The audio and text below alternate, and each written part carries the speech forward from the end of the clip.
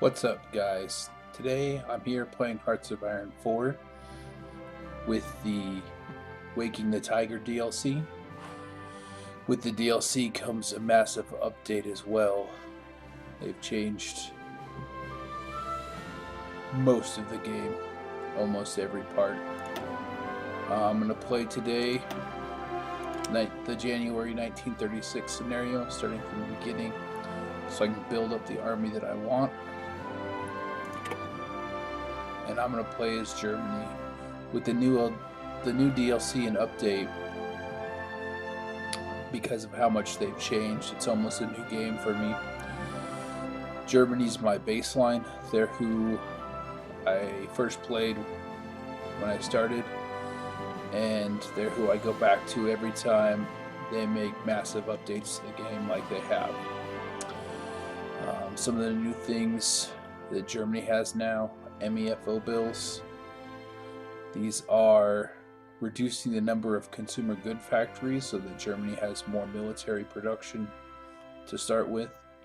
You pay for that in daily political power loss, but it allows you to build more things. And if you go to war, you don't have to pay these back until the end of the war. So that'll be good for us. It gets paid back in increased consumer good factories. So after the war, hopefully it won't matter. Germany has a good general staff, giving them increased planning speed and division organization. And we're bitter losers of World War I. So we're less likely to have ideological shifts. Democracy won't get too much of a foothold, neither will communism. We'll stay fascist. As a fascist, we can send volunteer forces to other nations that are fighting wars, so we can get war experience a little bit sooner. And we cannot force another government to adopt our ideology. That's a democracy thing. Furthermore, when we want to justify war goals, we can do it a lot faster because there's no government to stand in the way. Whatever I want to do, I get to do. One of the new things added is the ability to, with the national focuses, revive the Emperor of Germany as your leader, so you can dispose Hitler. It's not what I'm going to be doing this playthrough, but maybe in the future.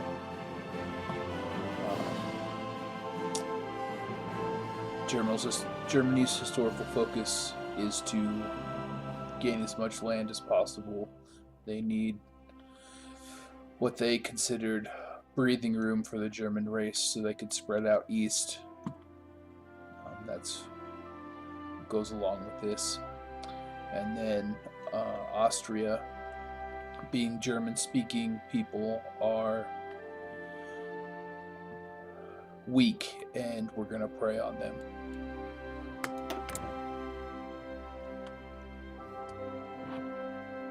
Here's the map of England.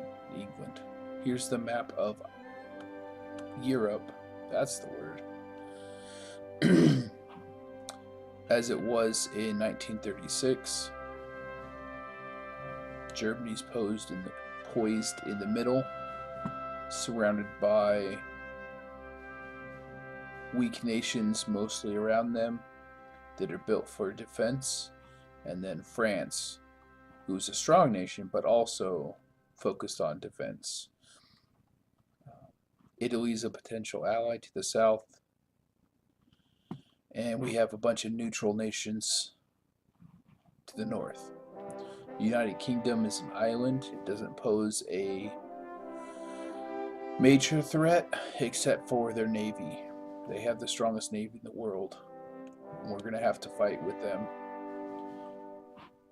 I'm going to play on regular this playthrough. Normally I play on veteran, which gives production efficiency penalties, research time penalties, and political power game penalties. Just makes the game harder. That's what I normally play on, but because of how much changes there are, I am going to stick with regular and learn the game. I'm playing on Iron Man mode, which means that the game will autosave monthly, and I will not be able to manually save, nor will I be able to. I'll have to load an autosave when I want to resume the game. As well as I'm going to leave historical AI focuses on just because I want the game to be consistent. If you turn this off, crazy things happen, like France becomes communist.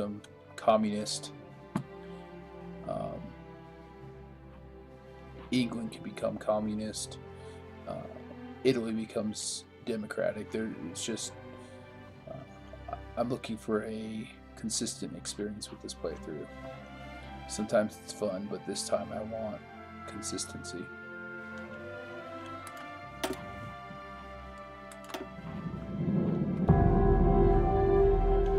I don't know what it was, but something with the update causes this to flash. It's weird. Because it should go away once the loading starts.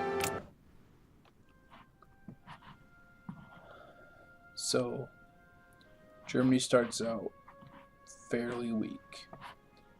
We have 30 divisions, a total army manpower in the field of 250,000 men. That is not going to contend with anybody.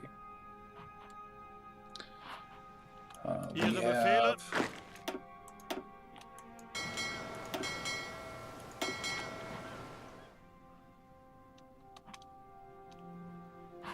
ships do we have? 2 battleships, 2 heavy cruisers, 6 light cruisers, 12 destroyers, and 14 submarines. I don't know exactly what the United Kingdom has, but this isn't going to challenge anybody. We're going to have to build this up. But for now, let's see, the submarines are going to stay out here. So I keep my submarines here where they can threaten the shipping lanes to England. And then I pull my surface ships here behind the Danish, what's called the Danish belts or the Danish channel. Basically, whoever controls Denmark will control this channel and who can access it. So you can see armies can pass, navies can pass, submarines can pass, and trade can pass because it's neutral. So that means if England wanted, they could just sail through. Well, if I come and conquer, this tooltip's in the way, but if I conquer Denmark, then I get control of this channel, and then only my allies can pass through. So that will be an early goal in the war, to get control of that channel. But until then, I'm going to pull all my surface ships to this port, and then just use that as a base to build them up. And I'm going to pull all submarines out to this one.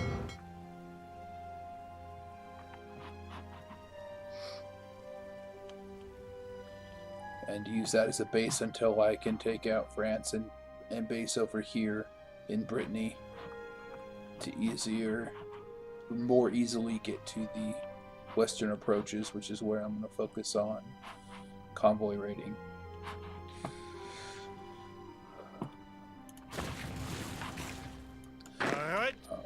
With the army, I am going to split it into basically 5 armies to start with. So I'm going to have 2 armies sitting on France's border with about 15 divisions each, and they're just going to be fully defensive. I want them just to hold. On the Polish border, I'll have 1 mostly infantry army up here, and an Austro-Prussian, and they will basically, they'll push down slowly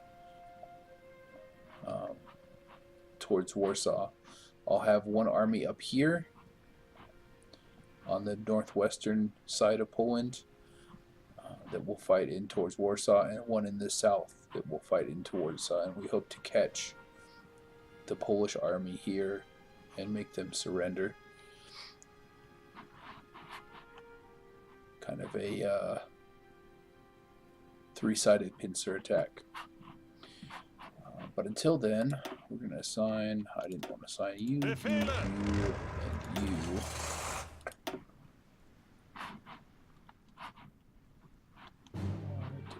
Bereit. Zuhören. There we go. 22 is what I was looking for. Split that in half, give half of it here. Angetreten. Create an army group. So new in the update, this is part of the free update, is army groups. Army groups you give assign a field marshal to. In this case, I'm going to assign Walter Model because he has a really high defensive skill. This army group I'm going to place on the border of France. So I want the high defense. So you assign a field marshal who can control up to 5 armies. Befehle. So then I'm going to assign, right click on the army group that assigns that army under that field marshal. I'm looking again for high defense. This one we'll assign to that army group.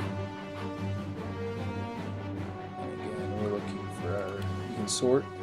So you got attack, defense, strategy, and supply. So the higher skilled they are, the better benefits you'll get from it. Attack being the percentage increase of attack power, defensive increase. Strategy allows you to have faster planning speeds as well as max planning, and then supply consumption being reduced so they don't take as many supplies. So you can sort by those if you're looking for a specific general like I am. Erwin Rommel and Heinz Guderian are going to be my two. I'm going to have 2 armies with tanks and motorized, and it's going to end up being under these 2. And they're going to do pincer attacks, and the way I fight is I try to encircle and then force to surrender armies, and that way I don't have to push the entire line back. If I capture enough, they'll just break through and get in the back and cause chaos. So we're looking at Albert Kesselring being our second army. So with the army group, I could move these units all down and do it all manually, but the AI will balance things out fairly nicely, especially on the defensive. So with the new army group, you're going to create a front line where you want your armies to be, and I'm going to draw it on the French border. And then I'm going to delete that and show you again a different way to do it. So I clicked on front line and I right clicked and I drew the line. But you can also just click. Left click will do it across the whole border. So if you want only partially, you can right click and draw it. If you want the whole thing, you can just left click once and it will assign the army group. And then what it's done for me is it's divided up my 2 armies. You have Army 3, Army 1 and Army 3. This is Army 1, that's Army 3. And based on the divisions that were in those armies, was the percentage of the total coverage. So it's cut it in half for me, which is exactly what I wanted to do without having to go and do that manually. So that's fairly nice. However, you'll see that Army 3 will not move its troops against this border. That's because we are currently under... It's part of Bidder Loser, but until we remilitarize this area called the Rhineland, we can't use and move any military units in here. Not even airplanes. Nothing military can be moved into here. So that's going to be something we focus on. We'll probably wait a little bit because there's other things that we need to get done first. And France is not going to attack us with historical focuses. They're not too aggressive. So we don't have to worry too much about them until we start really pissing off Europe. So you'll see one army moves and the other army, these units are going to stay where they're at until they can move there. That's the French side. So the Polish side. Bereit zum Ausrücken. I'm going to split this. Bereit. I'm going to assign Heinz Guderian Ihre and Befehle. Rommel. So Rommel gets 2 tanks. Heinz Guderian gets a tank and a motorized. And then up here. Bereit zum Ausrücken. Oh, nope. Cancel. We didn't create an army group. So we're going to create an army group. We're going to move them all under the army group. Army group we're going to set here. And it's divided that in half. Armies 4 and 5. So if I just let this be, what will happen is it will pull these troops over to here from Osto-Prussian to the western Polish border, or our eastern border, West Poland, East Germany. And I don't want them to do that. So what I'm going to do is create another one here, and then we're going to take this army and we can control and right click. Oh, that didn't work. We're going to create a front line. Alright, you got army group. I don't want 2 army group lines. I didn't click the army. Alright, so we have the army group line, we have the army line, but nobody's assigned to it. So to assign units, you control and you click. So change the 4 units from here to there where I want them to be, then also assign them to the army group, or kept them assigned to the army group. And Bereit zum then Ausrücken. I'm going to put Rommel up here. So we have Army 2 down here, Army 5 up here. Nope, that didn't do what I wanted to do either. Alright, so I deleted Army 5 because it had Army 5 that was their front line. I got rid of Rommel.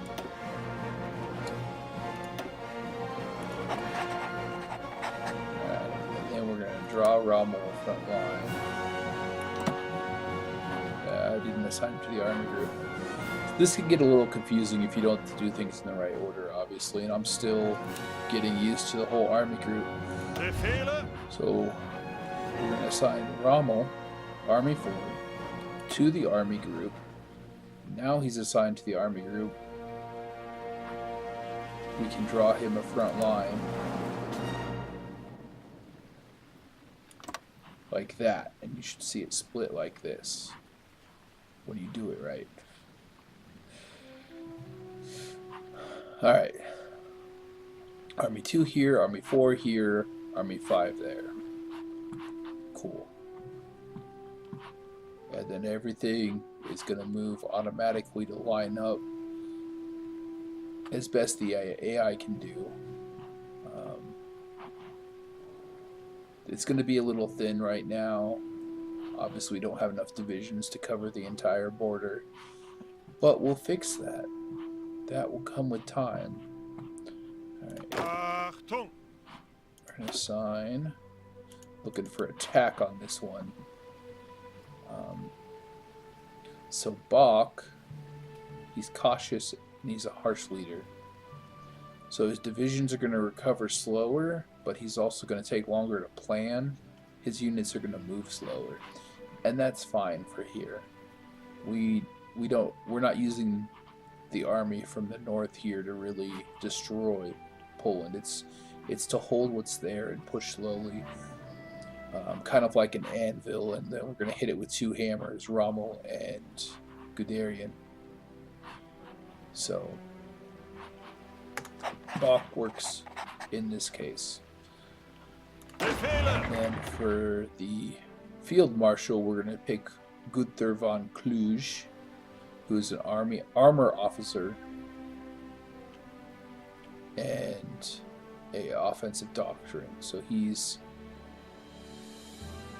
really, I want the supply skill. I'm not too worried about the planning, but the attack and the supply is going to trickle down to all the generals under him. So I want that to trickle down. In the DLC, Waking the Tiger, they've added a new feature. So before, to get skill, you used to only be able to get new general skills like armor officer or offensive doctrine by putting your generals in a situation where they could learn that. So you wanted somebody to learn armor officer, you had to give them panzers, and they had to earn so much experience, and they become a armor officer. Which is still true for the most part, but they've added these traits. So now he is going to learn, being an armor officer, panzer leader at an accelerated rate. And then once he learns panzer leader, you can give him traits. So panzer leader gives armor speed, armor attack. Makes your tank divisions more effective.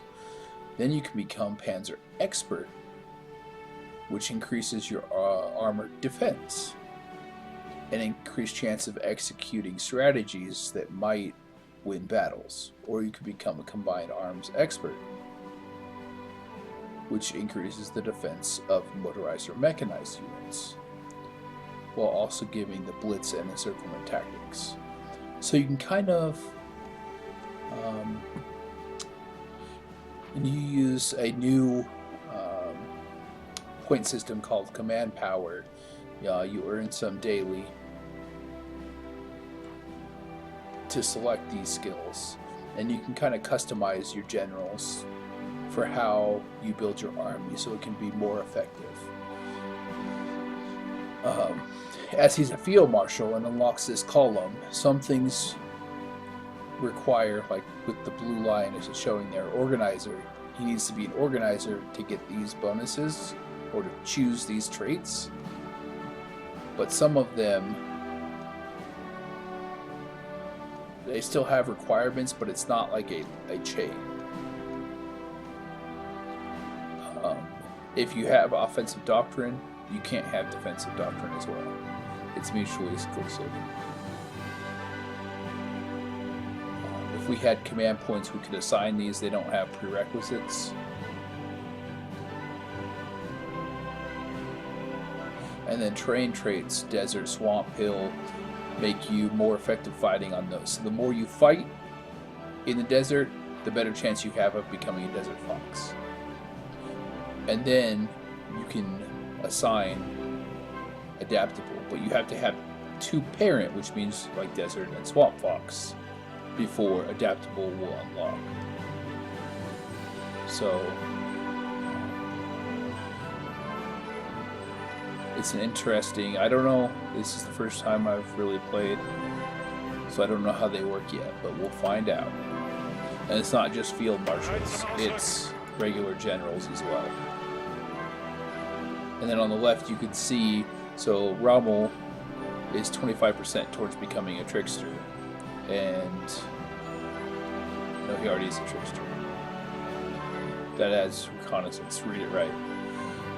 So he's already a panzer leader, so we could assign points and give him panzer expert or combined arms expert. Again, they're mutually exclusive from each other.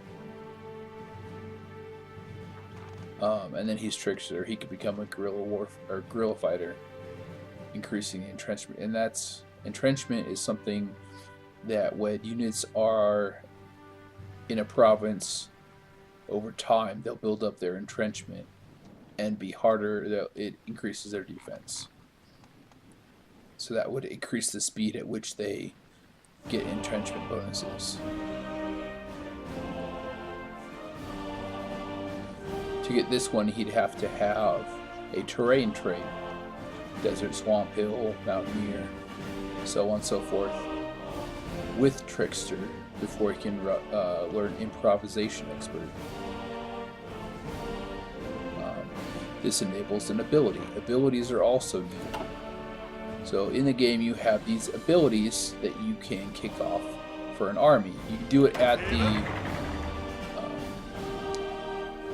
army group level. Increases planning speed for the entire army group. And you can do it at the army level. So you have force attack. Gives you more offense, more breakthrough, less organization damage, but it will increase your strength damage. So rather than losing organization, you're going to lose more strength. You're basically forcing your units to fight, and they're going to go through their equipment quickly. And if they run out of strength, the unit's destroyed. So if you're not careful, if you don't use it sparingly, with a greater purpose in mind, you're going to end up reducing the strength to units where they could just get counterattacked and retreat or get wiped out. On the opposite side is Last Stand. That forces them to not give up any ground, and it's going to do the same thing, except for it's going to give bonuses to defense and entrenchment, so that yes, they will fight off an attacker, but they're going to lose strength just like they would on the force attack. So the strength damage taken is increased by 60%, and eventually they will run out of strength if you can't fight off the enemy, and they'll surrender. Lastly, you have staff office plan, just like with the army group, but at the army level, where that army gets increased 400% planning.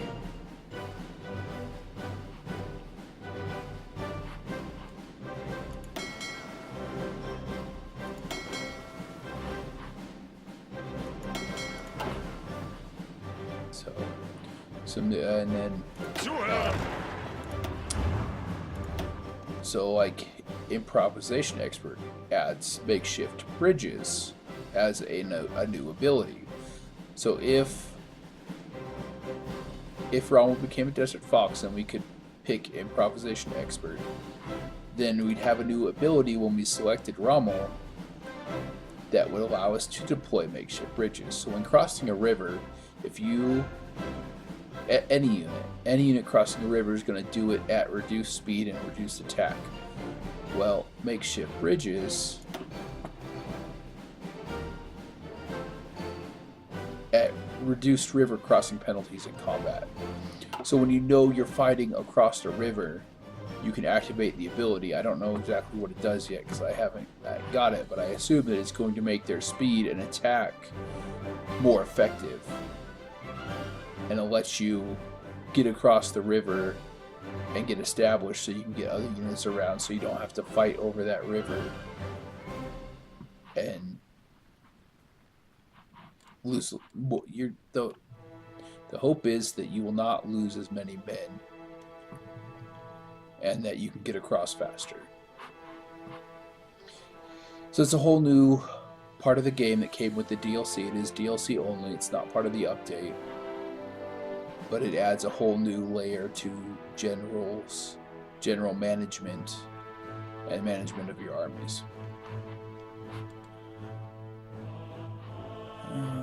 Research. They've taken away, I don't know if it was in this update or one previously. I haven't played in a few months. But Germany used to have 5 research slots to begin with, and they've kind of rebalanced the national focuses, took one away and put a research slot that you have to earn through national focuses. Also, I think they reduced. I think you used to have this one researched, and we're up to a full 1936 for your army. But I'm just going to kick that off now. Special forces are still the same. However, they've changed the dynamic a little bit, and they've added this portion of it. So, as well as a effect on your troops called acclimatization. So if you go from, say, Germany to immediately fight in northern Norway, where it's freezing cold and mountains, they're not going to do as well. They're going to not be acclimatized. But if you can sit there for a month or two and get used to the cold weather, then you'll fight better in it. So, and then the same goes going from Germany to Africa and fighting in Africa, which is typically much hotter. You'll have to spend some time getting used to the hotter temperatures. And so special forces can acclimate faster. And then you have a branch that's mutually exclusive. One makes the special forces you have better, and one lets you train more special forces. So Marines, Mountaineers, and Paratroopers, you have a limited number of brigades that you can have. And it's a percentage of your army. So a percentage of your army, say it's 10%, I don't know the exact number right now, but if I come across it, I'll show you. 10% of your army can be special forces. And that's it. You used to not have a limit. You could train as many Mountaineers as you wanted. You could be Switzerland. You can play Switzerland, and you could just build Mountaineers. And your entire country is a mountain and hills with a little bit of forest, but mostly mountains. And just fight anybody off because you're fighting in a favored terrain. So, not anymore. It's a percentage of your standing army. The bigger your army, the more special forces you can have. Support companies, they're the same. I haven't seen any differences. What I usually build, so I like, and I might end up with a couple different infantry templates just based on what I feel like having and how the game goes. But engineer, recon, every single one of my companies will get those. Every single one of my divisions will have those too. And then if it's a motorized or a armored, I might add a maintenance company to increases the reliability of those units, so they break down less, and I need to produce less units overall, as well as keep them running and keep them fighting when I need them. Field hospital, trickle back 20%, so 20% of your losses will go back into manpower and come back in as trained units, which is nice. If you have a high number of casualties, this will let you keep your manpower stronger. Logistics, supply usage is nice for if you're going to build divisions that are going to have pretty high demand for supplies. This will reduce the overall demand of that division by 10%. so it helps to stretch your supplies out. And then signal companies increase your initiative. Lets you get units into a battle faster, lets you get reinforcements into the battle faster, and it reduces your planning time. So I kind of like to attach that to as many divisions as I can as well.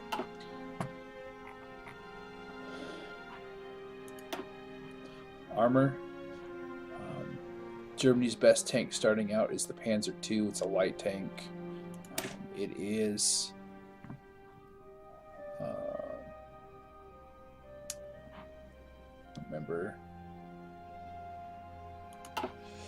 I don't remember how soft the unit is. Every division, and it's probably by how it's made up. It's a fast, light, low defense, low attack tank. It's going to need support. It's not going to hold up very well on its own, even against infantry. So, like it says in the description, it's a stopgap until we can get the Panzer III. That's going to be our main tank. But this will be good for now, because what we'll do, we're going to research the Wespe, which is a light motorized artillery.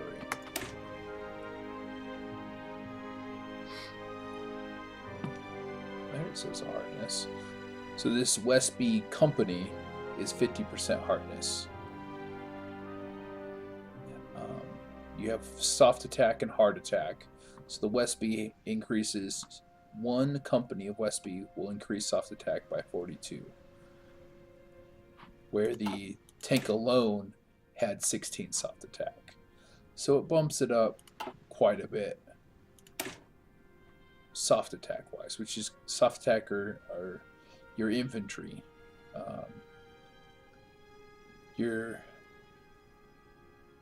Basically anything that's not equipment.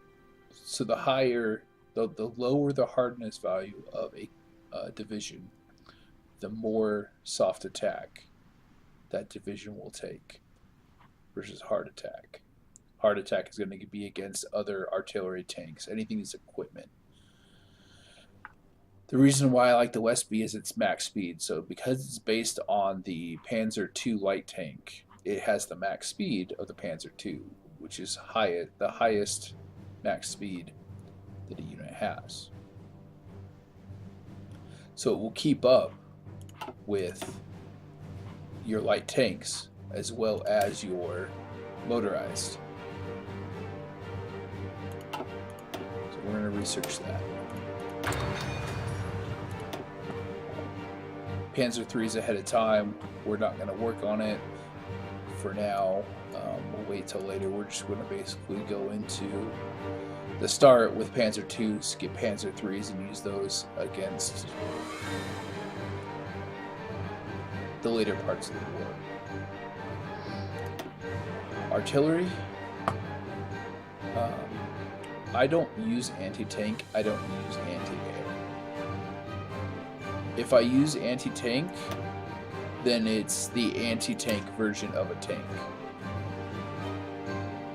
So, the Panzer III itself, the company has a hardness value of 90%. So, mostly is going to be equipment. Its hard attack is 14, which is fairly good. The Stug 3, or this, I can't pronounce it, I'm sorry, I don't speak German. I apologize.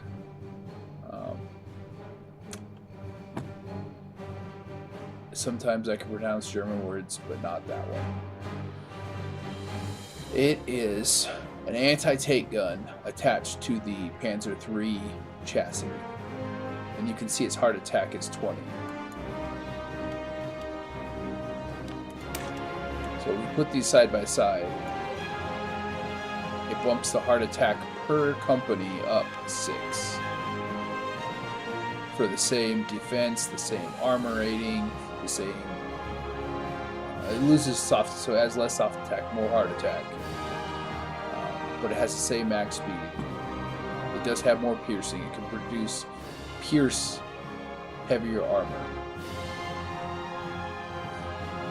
So if these two tanks were to go up against each other, both with 60 armor, this one could barely pierce it. If it hits an angle at all, then it's not going to pierce. Where this one can pierce 88, and I think that's centimeters of armor, or maybe that's millimeters. Makes more sense if it's millimeters. 88 millimeters of armor. Well, this one's only got 60, so that's going to pierce almost every time.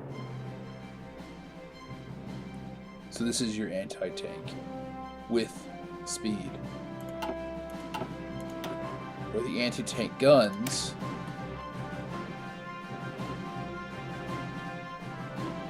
don't have a speed, so they're going to be, I think it's based off of, look,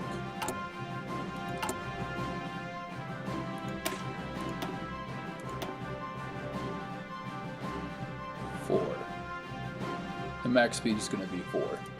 Whatever a horse, because that was how most of the army was transferred for equipment. It's by horse in World War II.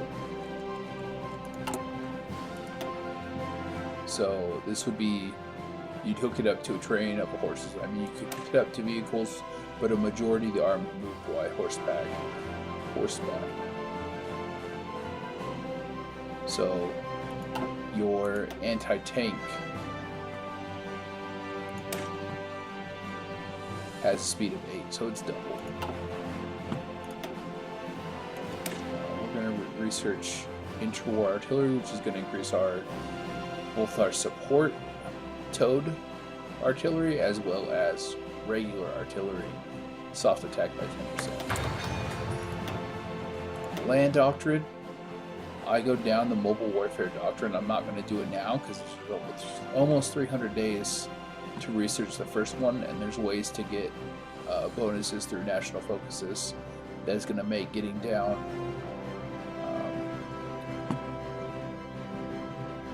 going down the line, and I'm going to go down the Blitzkrieg line. It goes down faster.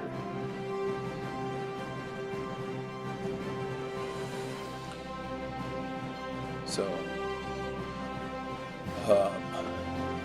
I'll end up going just as far as I would by researching now and not having those bonuses, but that means I'd lose out on researching other things, like a carrier.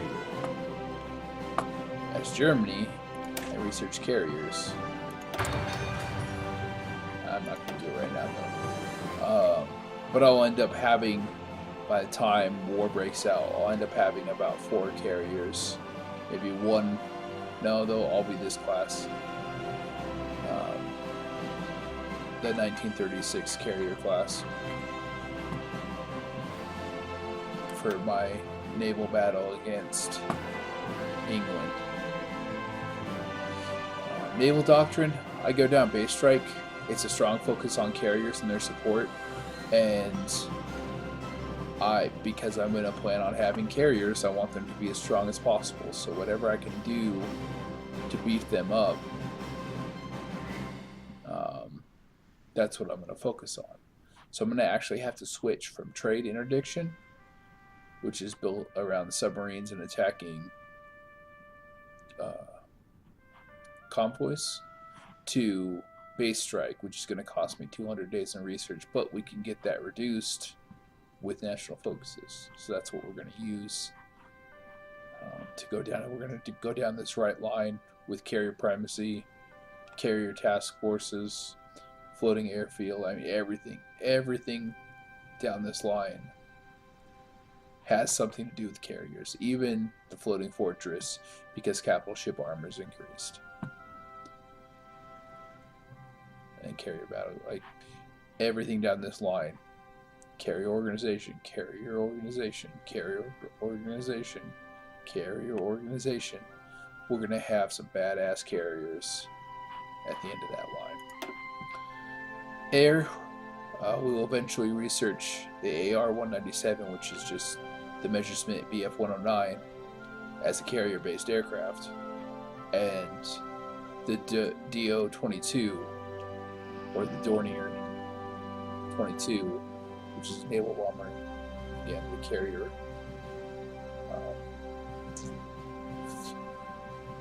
variant of that, and that's gonna be based on the carriers.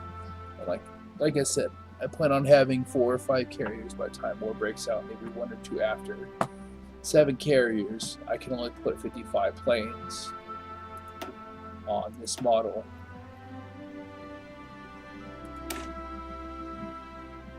Deck size 55, right? So I only need 350 planes. I don't need a whole lot of these, so you won't see me put a lot of production into these, and they'll be all right. We'll build up some before war, and then we'll go to the new models, but it'll be mostly these on our carriers. I don't do a whole lot with bombers. I'll build a little bit. I'll build up a little stockpile.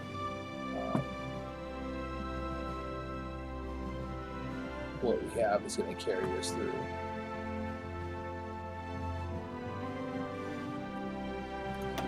Air doctrine, I continue down battlefield support. I'll take the formation fighting over aces. Aces are nice on your air wings. They give a bonus, but they die easily. And when they die, you get a little penalty for a little bit, because that unit's not as strong as it was, versus formation fighting, which increases your air superiority, mission efficiency. And I like to have local air superiority, so this would be more of a benefit than having an ace. And then down here we will do ground support, because we're not doing tactical or so I'm not sure. Ground support, battlefield. The choice will come later. And we'll continue down to interception. Forward interceptions. Interception. Because I'm not focusing on bombers, this line does nothing for me. It's all about strategic bombing. There's a little bit tactical bombing and air support, making fighters more agile, naval mission efficiencies. But this is mostly bombers and destroying an enemy's production through bombing. Where this one has tactical bombing focus. This one's strategic bombing focus.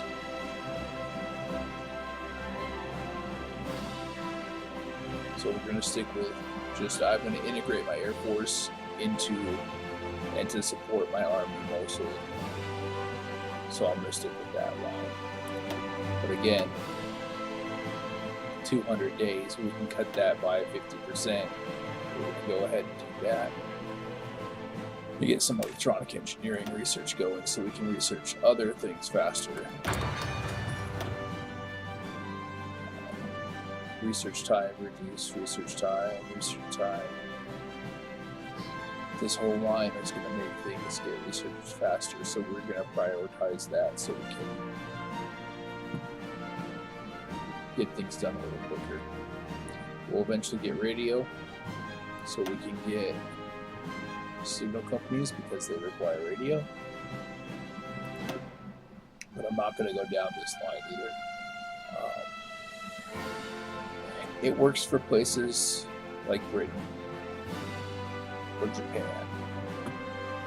It would work for us as Germany if we were not planning to cross the channel. But gosh darn, I sure love to send an army across the channel and take out the British Isles. And if I do that, then I don't need this. I don't need the radar stations. I don't need the air detection from those. So I'm not going to go and waste my time on that, because I'm hoping Plan A works. Atomic research, leads to increased research time, but it's so prohibitive. There's so much research that goes into it, even with the national focuses. We're not going to go down this line. I'm not going to build nuclear reactors or get nuclear bombs. So what you have to do is research atomic research, then you have to research nuclear reactors, then you have to build some, and then you have to research the nuclear bombs, which are built over time in nuclear reactors. Then you have to get air superiority over a province you want to drop the nuclear bomb on. And then you have to have strategic bombers to drop the bomb. And the time and the research and everything is just... we have better places to put our time and effort, like experimental rockets, because rocket engines lead to jet engines. So we'll look at going this route eventually, but not till later. We don't end up going down the dispersed industry line versus the concentrated industry. Dispersed industry, we have our factories are further apart. Means that a bombing mission can't do as much damage versus concentrated, where it's all together. The output's higher because stuff goes from one factory to another faster. But the difference is only 5%. So when you talk about 5% less production, less factory output, with the increase of production retention, it balances out. And then you add conversion speed bonus and to reduce vulnerability to bomber strikes, then really I think dispersed is almost better for everyone. It doesn't matter who. If there's a chance that bombers are going to touch you, then you want dispersed industry. Even if there's no chance at all, if you're going to switch production lines, which we'll get to here in a second, often, if you're going to build variants and produce and switch out an old model for a new model, you're going to take less of a hit. You're going to get to full production faster than you will here. So I just think dispersed is better overall. And I almost always, no matter who I play, choose dispersed industry. Machine tools increase our production efficiency cap. So right now it's sitting at, I believe it's at 50%. Yep, 50% to start with. So this will bump it to 60, 70, 80, 90, and then your last one, whichever way you go, is going to put it at 100%. So there's no cap. And then, what's the difference here?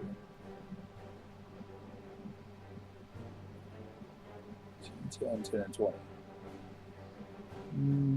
Not really sure what the difference is.